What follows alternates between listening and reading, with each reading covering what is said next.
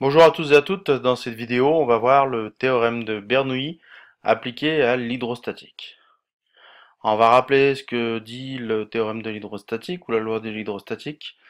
Donc on va prendre une colonne d'eau, voilà, donc avec un point A soumis à l'air, on va définir une certaine hauteur, voilà, ça c'est notre 0, ça c'est le fond de la colonne, 2 mètres, et là le haut de la colonne, 1 mètre 6 mètres. Et notre point B. Donc le théorème de l'hydrostatique nous donnait la pression en B par rapport à la pression en A. Donc la pression en A, c'est la pression atmosphérique. Notre P0, c'est 101 325 pascal au niveau de la mer.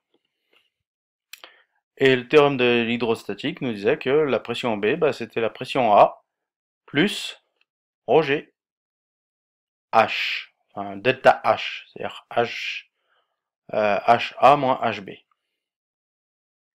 à différence de hauteur.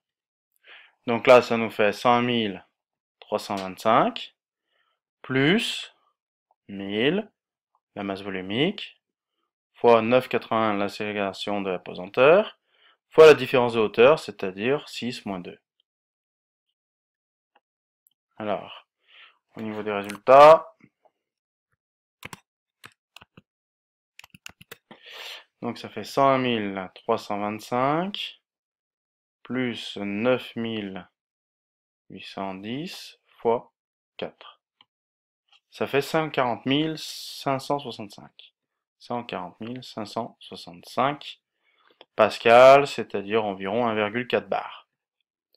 Voilà, c'est-à-dire qu'en A, on avait 1 bar, et en B, 1,4 bar. Voilà, ça c'est ce que disait la loi de l'hydrostatique. Maintenant, qu'est-ce que nous dit le théorème de Bernoulli? Alors, le théorème de Bernoulli nous dit que l'énergie du fluide en A, c'est la même que l'énergie du fluide en B. Alors, l'énergie du fluide en A, c'est égal à l'énergie volumique, hein, l'énergie cinétique du fluide, pardon, ça sera pas la masse, mais ce sera la masse volumique, 1 demi de rho VA carré, plus rho GHA, plus la pression A.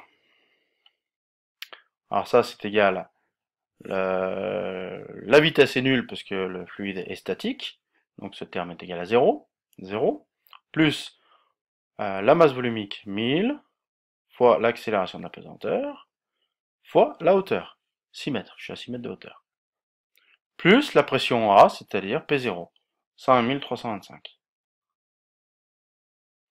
Donc ça donnait, hop, 101 325 plus 9810 fois 6.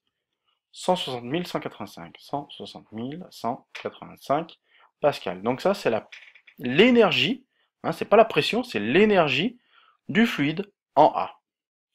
Alors maintenant, l'énergie du fluide en B. C'est égal, pareil, à 1 demi de rho VB carré, qui est égal à 0, puisque le fluide est statique, plus rho GHB, plus PB, pression en B.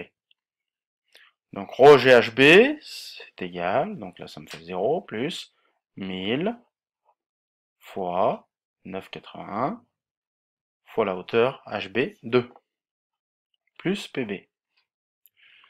Donc 9810 fois 2, ça fait 19 620, c'est égal à 19 620 plus PB. Et ça, EVB est égal à EVA. Donc ça, c'est égal à 160 185 pascal. Hein, c'est la conservation de l'énergie du fluide. Donc on peut en déduire la pression en B. La pression en B, c'est égal à 160 185 moins 19 620 égale,